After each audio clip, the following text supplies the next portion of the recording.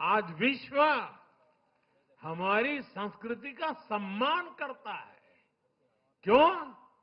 क्योंकि हम इसका सम्मान करते हैं।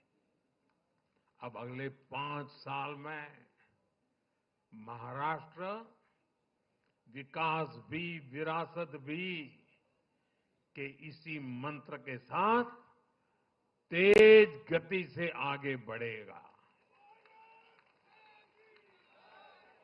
साथियों, इंडी वाले देश के बदले मिजाज को नहीं समझ पा रहे हैं।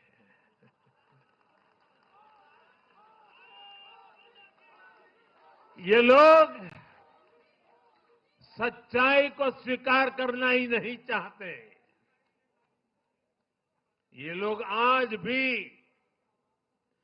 भारत के सामान्य वोटर के विवेक को कम करके आंकते हैं।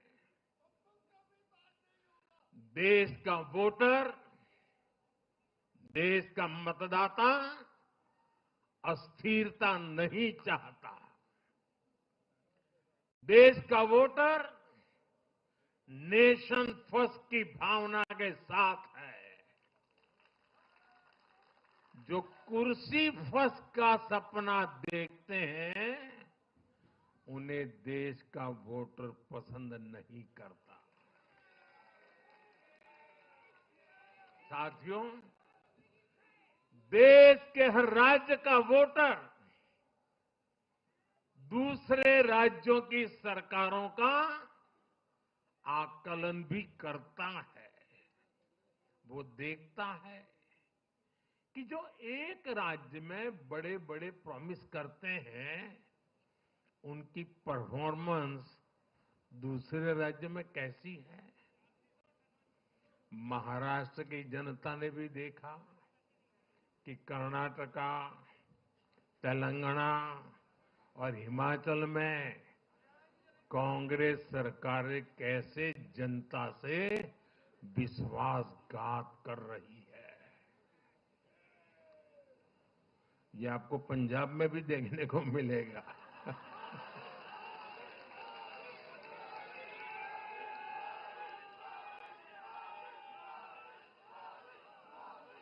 जो वादे महाराष्ट्र में किए गए, उनका हाल दूसरे राज्यों में क्या है। इसलिए कांग्रेस के पाखंड को जनता ने खारिज कर दिया है। कांग्रेस ने जनता को गुमराह करने के इसके लिए जो दूसरे राज्यों के अपने मुख्यमंत्री तक मैदान में उतारे, तब भी इनकी चाल सफल हो नहीं पाई। इनके ना तो झूठे वादे चले और ना ही खतरनाक एजेंडा चला। साथियों, आज महाराष्ट्र के जनादेश का एक और संदेश है। पूरे देश में सिर्फ और सिर्फ एक ही संविधान चलेगा।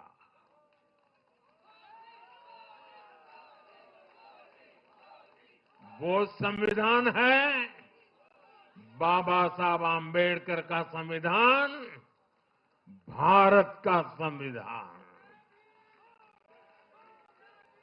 जो भी सामने या पर्दे के पीछे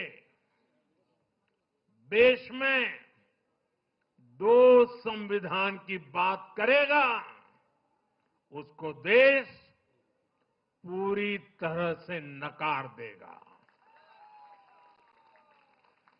कांग्रेस और उसके साथियों ने जम्मू कश्मीर में फिर से आर्टिकल 370 की दीवार बनाने का प्रयास किया।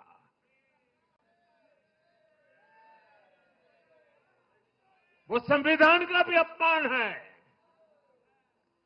महाराष्ट्र ने उनको साफ साफ बता दिया कि ये नहीं चलेगा।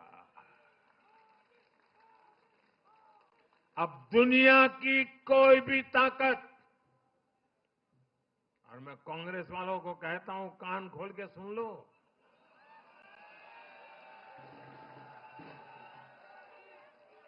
उनके साथियों को भी कहता हूं, अब दुनिया की कोई भी ताकत 370 को वापस नहीं ला सकती।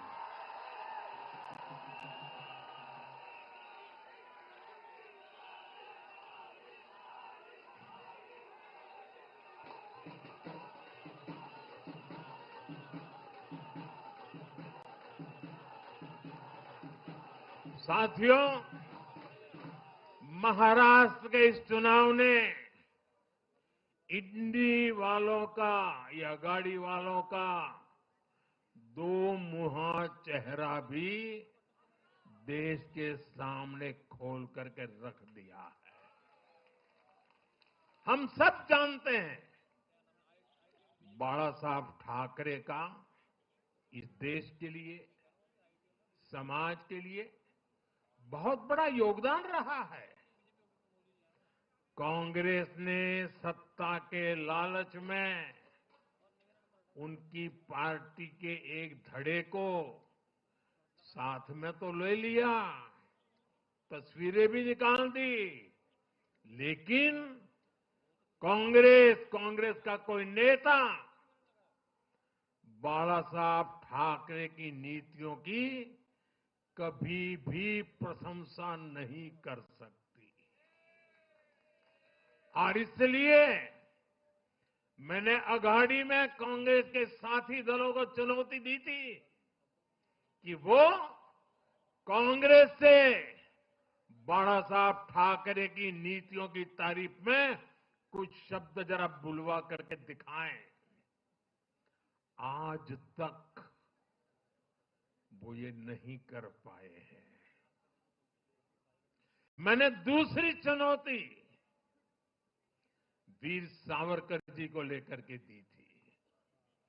कांग्रेस के नेतृत्व ने लगातार पूरे देश में वीर सावरकर का अपमान किया है, उन्हें गालियां दी है।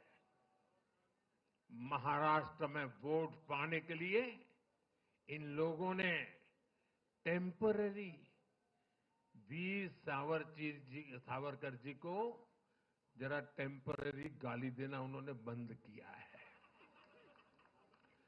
लेकिन वीर सावरकर के तप त्याग के लिए उनके मुंह से एक बार भी सत्य नहीं निकला, और यही इनका दो मुहापन है। ये दिखाता है कि उनकी बातों में कोई दम नहीं है। उनका मकसद सिर्फ और सिर्फ वीर सावरकर को बदनाम करना है। साथियों, भारत की राजनीति में अब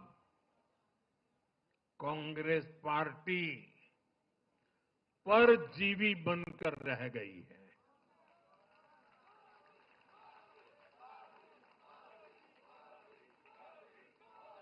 कांग्रेस पार्टी के लिए अब अपने दम पर सरकार बनाना लगातार मुश्किल हो रहा है। हाल ही के चुनावों में जैसे आंध्र प्रदेश, अरुणाचल प्रदेश, सिक्किम, हरियाणा और आज महाराष्ट्र में उनका सुपड़ा साफ हो गया।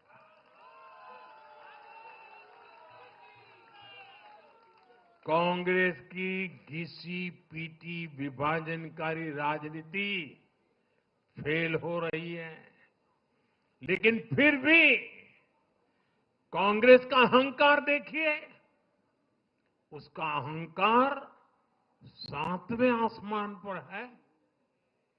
सच्चाई ये है कि कांग्रेस अब एक परजीवी पार्टी बन चुकी है। कांग्रेस सिर्फ अपनी ही नहीं बल्कि अपने साथियों की नाव को भी डुबो देती है। आज महाराष्ट्र में भी हमने यही देखा है। महाराष्ट्र में कांग्रेस और उसके गठबंधन ने महाराष्ट्र की हर 5 में से 4 सीट हार गई। अघाड़ी के हर घटक का स्ट्राइक रेट 20% से भी नीचे है। ये दिखाता है कि कांग्रेस खुद भी डूबती है और दूसरों को भी डुबोती है। महाराष्ट्र में सबसे ज्यादा सीटों पर कांग्रेस चुनाव लड़ी, उतनी ही बड़ी हार इनके सहयोगियों वालों को भी मिली। वो तो अच्छा है कि यूपी जैसे राज्यों में